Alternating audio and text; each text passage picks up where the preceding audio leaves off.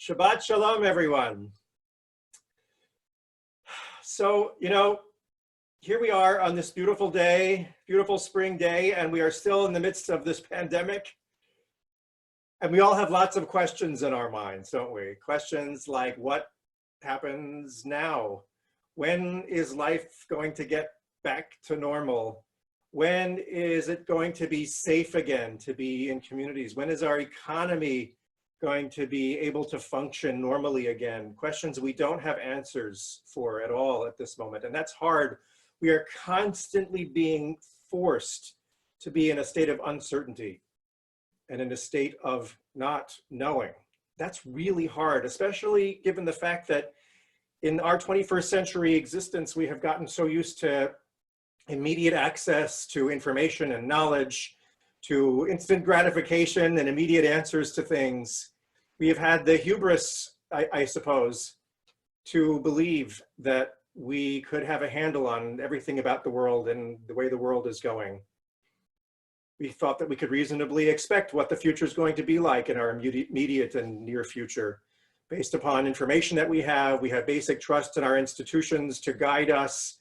That's what we had up until the pandemic. Even with all the crazy mishigas of our government these days, we still have an essential faith in our institutions to see us through. And now everything is called into question. So indeed, the big question of the day is what happens now? So what I'd like to do today is talk about this crisis and this state of uncertainty that we're in, and to talk about how, in fact, one of the many silver linings that we are discovering in the midst of this crisis is that we have before us an opportunity to reframe our relationship with uncertainty itself, to transform that very uncertainty into a blessing for us and for our world. We have a double parsha this week that we read. So the second parsha is Bechukotai, and it begins with the words, Ve'im bechukotai telchu, which means God is speaking and saying, and if you follow my laws and my commandments, then all of the rains will come in their proper season. In other words, all of nature will go into balance and everything will be right, so long as you follow my laws. Wouldn't that be nice? All you have to do is do mitzvot and all of nature is back in balance and there are no more diseases.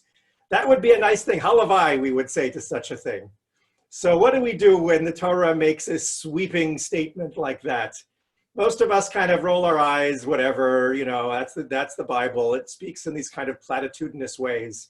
But one of the things that I like to teach over and over again is that whenever you see the Torah and Judaism say something that seems to be a sweeping platitude, look again.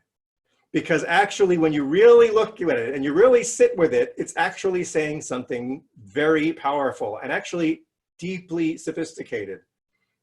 And the key to understanding that statement, if you follow my laws, then nature will be fine.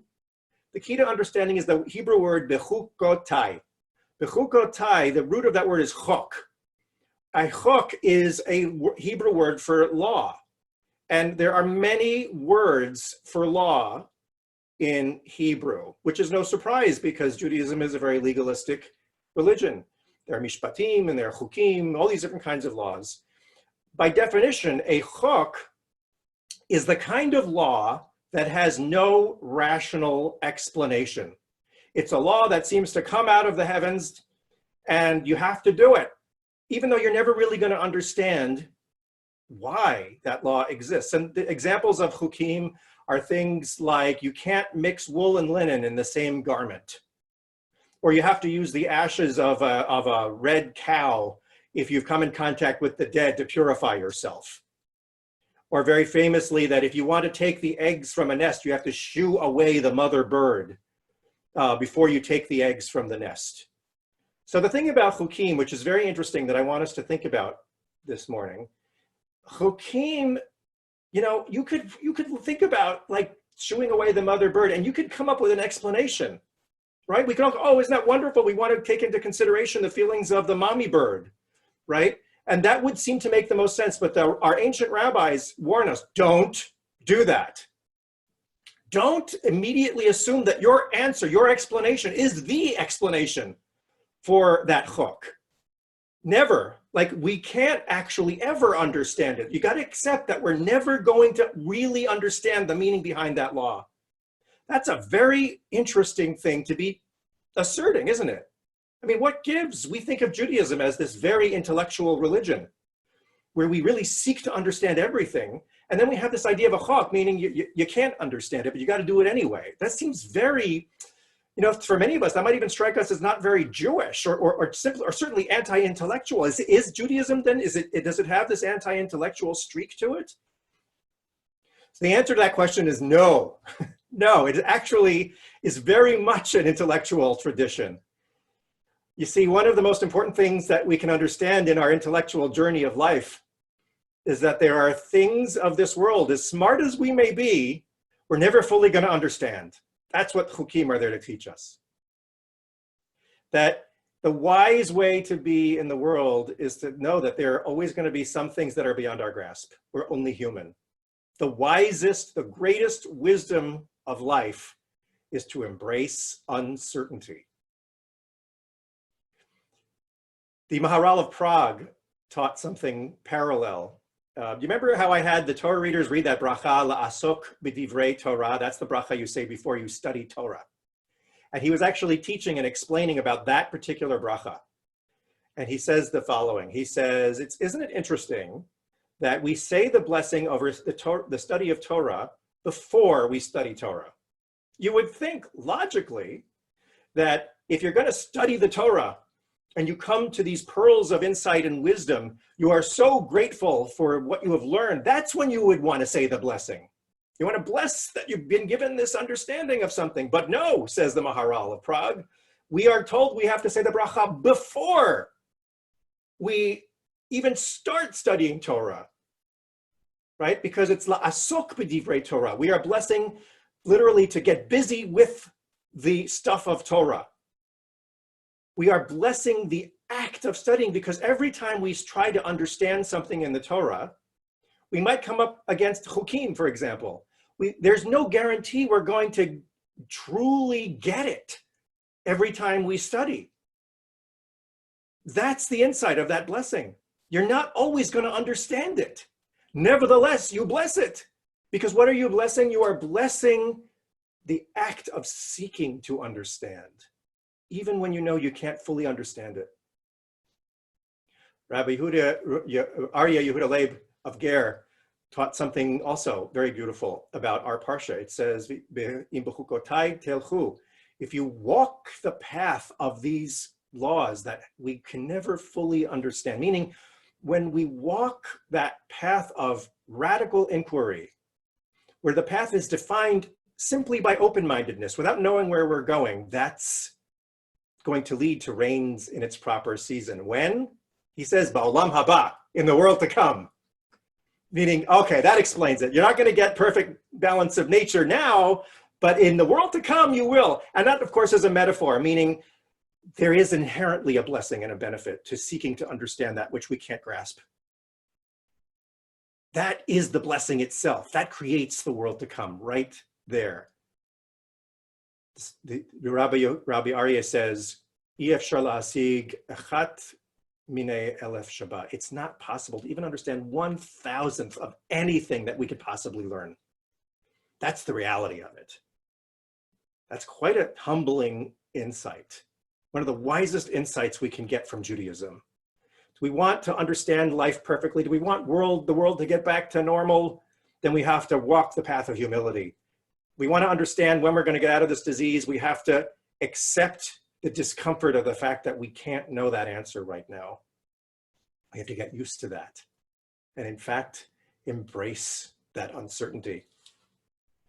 Now, if you don't really like that idea, if you don't sit well with that idea, well, the Jewish answer would be, well, welcome to reality.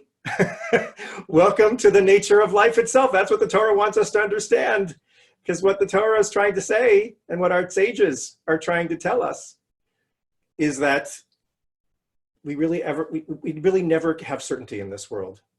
And we delude ourselves. Our egoic mind deludes ourselves into thinking that we have a certainty of what's happening and where things are going.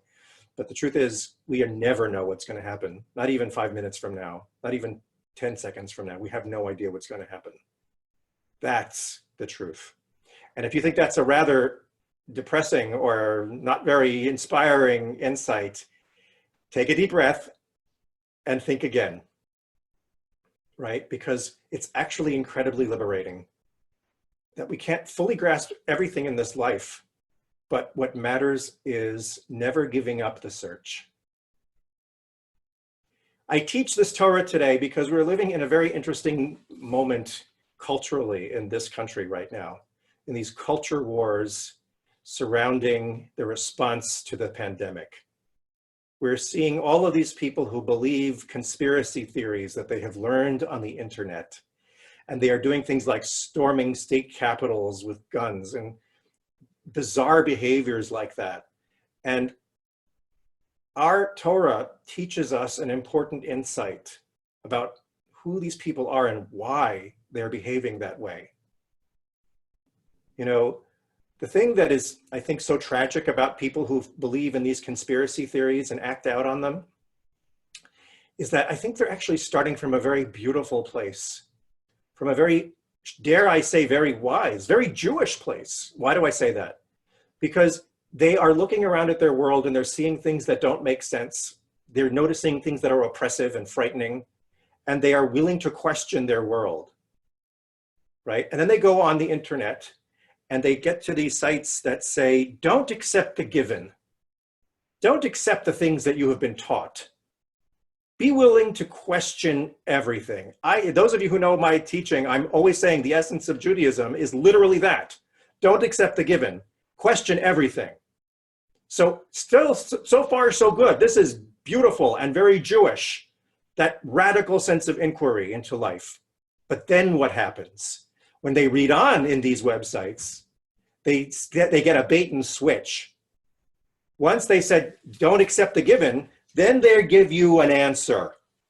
They give you a very clear answer. They present alternative facts that show that usually everything that's wrong in your life is because there's some secret cabal of very rich, powerful people who are usually Jews, almost always Jews actually, who are secretly trying to control the world and to victimize you. So what happened? They went from this very radically beautiful, open-minded place of the wisest place of the soul, and they've moved into this I know mind. And the I know mind is one of the most dangerous states of mind that can exist in the human condition. Because when we live with the I know mind, then we live with the illusion that we can slough off all uncertainty. We become arrogant, we become rigid, judgmental, and at worst we can become violent. And it can lead to incredible destruction of life and all things that we hold sacred. That's how dangerous it is. That's why I love, one of my favorite lines in all of the Talmud is, teach your tongue to say, I don't know. A very powerful teaching indeed. That if we want to get back to any kind of normalcy in our lives, we must, all humanity and all the world has to learn this lesson, that we have to, yes, radically question everything.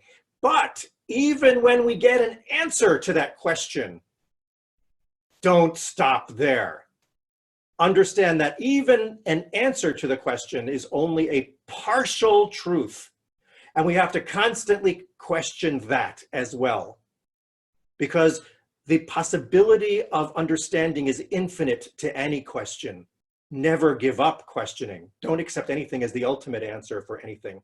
The Jewish path is to bask in uncertainty, to la'asok b'divrei Torah, to get to see the actual search as sacred, b'chukotai telchu, to walk in these things that we'll never fully understand. And when we confront uncertainty, the natural human reaction in uncertainty is to be terrified of it, to run away from it. When our ego sees uncertainty, we want to fill up that void. Egos hate a void. We want to fill it up with a pat answer. But no, the Jewish ways don't do that. Embrace uncertainty, because in truth, uncertainty is another name of God. So, we're not going to get direct, simple answers anytime soon. That's true. So the wisdom of Judaism teaches us, don't simply look for answers on the internet. Don't simply turn to politicians who come with simplistic solutions with politicized goals. Instead, follow the path. B'chukotai telchu. Go the path of the things we will never understand fully. Because in that, in looking out into this world, into the realm of infinite possibility, that is where blessing lies, and that is where healing lies. Shabbat shalom, everybody.